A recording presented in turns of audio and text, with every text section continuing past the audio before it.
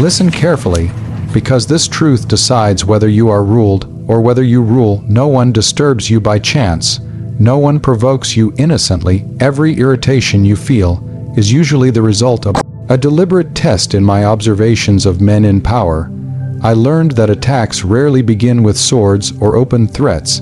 They begin with words, with tone, with small insults, disguised as jokes, with disrespect wrapped in advice. Why? Because emotional reactions reveal more than confessions ever could. The moment your face tightens, your voice rises, or your heart races, you have already exposed yourself. You have told the world exactly where you are vulnerable. And understand this clearly: people do not provoke the strong to express truth. They provoke the strong to extract control. When someone bothers you, they are not interested in what you think. They are interested in how you react, because reaction is power transferred. The man who angers you commands you for that moment. The man who embarrasses you owns your attention. The man who provokes fear or shame governs your behavior in courts and kingdoms.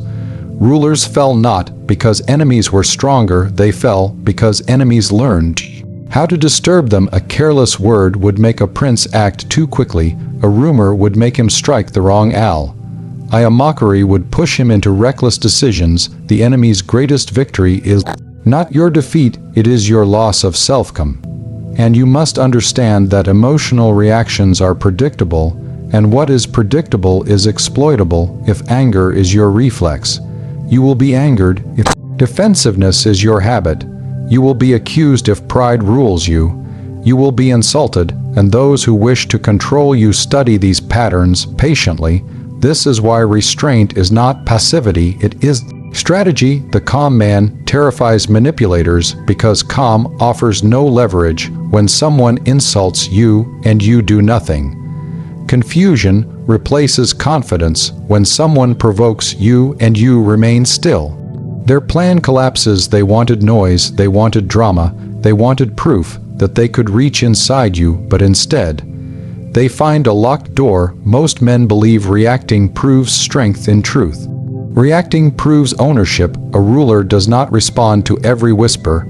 A general does not chase every provocation. A strategist chooses when emotion is permitted, and when it is forbidden. Emotion itself is not weakness. Lack of control is. There are moments when anger must be used deliberately, like fire, but uncontrolled anger burns its owner first. Those who bother you hope you will defend yourself, because defense admits the possibility of guilt. Defense places you beneath judgment. Silence denies them that authority. When you do not react, you force others to reveal themselves. Their persistence becomes desperation. Their insults grow louder. Their intentions become visible, and while they expose themselves, you remain intact. This is not about appearing emotionless. It is about choosing where your energy flows. Your attention is currency. Your reaction is payment. Stop paying those who offer nothing in return. Let them talk. Let them provoke. Let them attempt to disturb your balance. Your stillness becomes a mirror in which their insecurity reflects back at them. Understand this,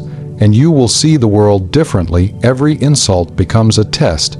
Every provocation becomes an opportunity to assert dominance through restraint, because the one who cannot be disturbed cannot be controlled, and the one who cannot be controlled becomes dangerous in ways loud men never understand. When you master your reactions, you remove the enemy's sharpest weapon. You turn their strategy into noise. You force them to fight shadows instead of substance.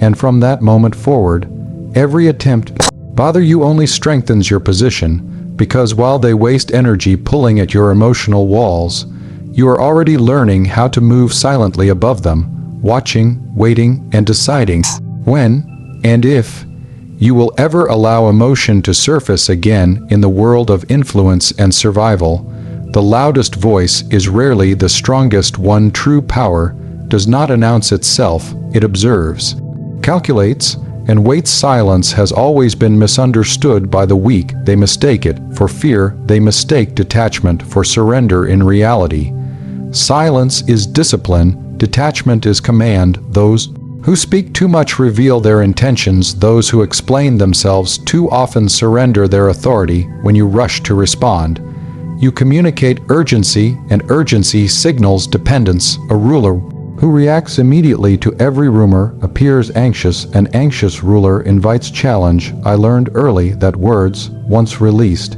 cannot be retrieved, but silence preserves advantage. When someone tries to provoke you, their goal is not conversation, their goal is reaction. They want to pull you into their emotional frame, because once you enter it, you are no longer in control of the pace. Silence denies them access, it interrupts their strategy. The unsettled mind always seeks noise. The manipulator depends on your response to validate their importance. When you offer none, you reduce them to irrelevance. Detachment is not indifference to reality, it is freedom from emotional entanglement. To be detached does not mean you do not care, it means you refuse to be owned. Most people become trapped not by events, but by emotional involvement. They carry insults longer than necessary, they replay disrespect until it defines their identity. Detachment cuts these chains. When you step back emotionally, you see motives clearly, you recognize patterns, you understand who seeks attention, who seeks control,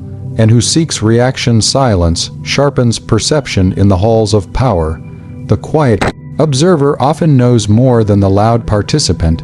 Those who talk endlessly reveal desperation, those who pause force others to fill the void, and people always reveal themselves when confronted with silence. They over-explain, they exaggerate, they expose intentions they would have concealed if you had spoken. Silence is a psychological mirror. Others see themselves reflected in it. This is why silence unsettles insecure men. They cannot read you, they cannot predict you, they cannot confirm their influence. Detachment makes you unpredictable, and unpredictability is protection. When you detach, insults lose their sting because they no longer reach your sense of self. Your identity becomes internal, not negotiated. No opinion can elevate you, no insult can diminish you. This is the posture of authority. You must understand that constant emotional engagement exhausts the mind. It drains energy that could be used to build, to plan, to rise. The disciplined individual conserves strength. They choose battles carefully. They refuse to be dragged into every conflict offered to them. Silence allows time, time allows clarity, clarity allows dominance. Those who rush to speak often regret their words. Those who wait often regret nothing. Detachment grants you the luxury of patience, and patience is feared by impulsive adversaries.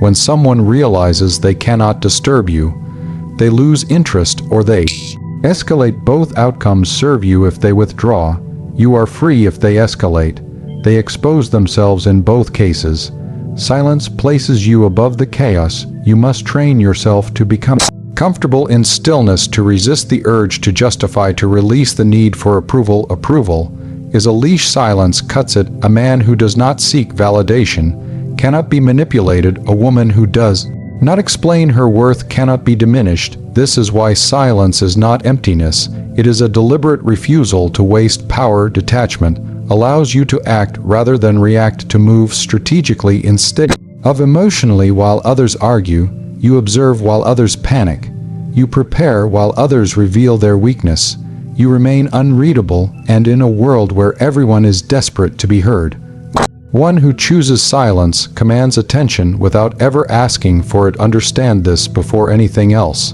because once you see it, you can never unsee it. Very few people confront you in search of truth. Most confront you in search of control. They do not approach you to understand, they approach you to measure your reactions, to test how easily your emotional state can be moved, to discover whether they can pull invisible strings and make you dance without touching you. In politics, in families, in workplaces, and even among friends, this pattern repeats endlessly. The method changes, but the intention remains the same. They provoke subtly at first, a dismissive comment, a sarcastic tone, a question designed not to clarify, but to corner. If you react, they learn. If you defend yourself, they confirm. If you grow emotional, they succeed, because the moment you react, you prove something dangerous. You prove that they matter enough to disturb your internal order. Those who seek truth are calm, they listen, they allow silence, they do not need to dominate the conversation. Those who seek control cannot tolerate stillness. They push,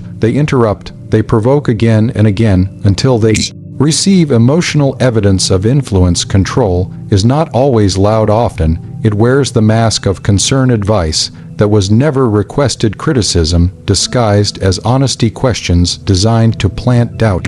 Rather than offer clarity, they say they are helping you, but what they are really doing is positioning themselves above you. When someone bothers you repeatedly, observe their behavior carefully. Do they listen, or do they wait for their turn to speak? Do they respect boundaries, or do they cross them casually? Do they calm situations, or do they escalate them? Escalation is the signature of control seekers. In my time, rivals did not challenge rulers openly at first. They whispered, they undermined confidence, they created emotional instability, because a destabilized mind is easier to guide than a stable one. When someone unsettles you, your judgment weakens, your timing falters, your decisions become reactive. That is the goal. They do not want you calm, they want you off balance. And the greatest mistake you can make is to assume their intentions are honest. Honest people do not need to disturb you to be heard. Truth does not require emotional leverage. Control does. This is why arguing back rarely works. Arguments keep you inside their frame. They set the pace. They decide the battlefield by engaging emotionally. You accept their terms. Refusal to engage is not avoidance, it is refusal to submit. When you do not take the bait, power shifts immediately. The one seeking control becomes frustrated. They increase pressure. They reveal insecurity, because control seekers depend on response. To feel superior when you remain unmoved, you force them to confront their own emptiness, and few can tolerate that. Notice how people who bother you often repeat the same behavior with others. They are not reacting to you, they are following a pattern. Once you recognize this, their words lose authority. You stop personalizing their actions, you stop internalizing their judgments. You begin to see them clearly, not as threats, but as predictable actors following familiar scripts. Clarity is protection. The moment you realize that disturbance is a tactic, not a truth, you reclaim your position. You no longer rush to explain, you no longer feel compelled to justify, you no longer feel smaller in their presence. Instead, you observe, you wait, you let them expose themselves. Control seekers cannot hide forever. Given enough silence, they reveal their hunger. They escalate, manipulate, or retreat. All outcomes benefit you, because once you stop confusing aggression with authority, you stop surrendering power to noise, you stop mistaking confidence for dominance, you stop allowing emotional pressure to rewrite your self-image. Those who bother you are not stronger than you, they are simply more desperate for influence, and desperation always overplays its hand. When you understand this, every attempt to disturb you becomes transparent. You see the strings, you see the intention, you see insecurity beneath the performance, and from that awareness comes freedom. Not the freedom to argue, but the freedom to remain composed while others unravel under the weight of their own need to control you. Among all emotional positions a human being can occupy, none is more misunderstood, and none is more powerful than indifference. People fear it because it cannot be negotiated with. They resent it because it cannot be provoked. They are unsettled by it because it refuses to participate in emotional exchange. Love binds, hate binds. Indifference liberates. When you love deeply, you grant access. When you hate intensely, you grant attention. But when you are indifferent, you grant nothing. This is why indifference is dominance. It removes you from the emotional economy entirely. Most people believe power comes from force, volume, or confrontation. In reality, power comes from selectivity, from deciding what deserves your energy and what does not. Indifference is not coldness, it is clarity. It is the ability to recognize that not every person, opinion, or provocation is worthy of your internal response. In courts of power, rulers fell not because they lacked strength, but because they cared too much about how they were perceived. They chased loyalty, they chased approval, they chased reputation, and in doing so, they became reactive. Indifference ends this chase when someone realizes that they no longer matter enough to affect your emotional state. Something breaks inside them. They expected resistance, they expected explanation, they expected reaction. Instead, they meet emptiness. This emptiness forces a choice. They either withdraw or they escalate. Withdrawal confirms your dominance. Escalation exposes their weakness. Indifference shifts the burden they must now work to earn. Relevance. Those who seek attention cannot survive without it. Those who seek control cannot function without emotional feedback. When you deny both, you dismantle their influence. True indifference does not announce itself. It does not perform. It does not seek to prove anything. It is quiet, consistent, and unresponsive. And this consistency is what makes it powerful. If you act indifferent one day and reactive the next, you teach others how to reach you. But when indifference becomes your default, people adjust their behavior around you. They learn boundaries without being told. They sense without confrontation. Indifference creates psychological distance, and distance creates authority. In my time, rulers who survived longest were those who did not personalize threats. They did not chase rumors. They did not respond to every challenge. They allowed time to separate noise from danger. This ability to remain unmoved confused enemies. It denied them momentum, because momentum feeds on reaction. Indifference starves it. When you no longer seek to be understood by everyone, you become difficult to manipulate. When you no longer seek to be liked by everyone, you become difficult to intimidate. When you no longer seek to be validated by everyone, you become impossible to control. This is not arrogance, it is self-sufficiency. Your worth becomes internal. Your confidence becomes private. Your identity becomes non-negotiable. People sense this immediately. They feel it without explanation. They speak differently around you. They test less, they push less, and those who still push reveal themselves as desperate. Indifference is not emotional numbness. You still feel, but you choose when feeling is permitted. You reserve emotion for those who earn proximity. You reserve energy for what builds your future. Everything else becomes background noise in a world addicted to reaction. Indifference is rebellion. It is the refusal to be pulled into cycles of outrage, drama, and emotional labor. The indifferent individual moves freely while others remain trapped in constant response.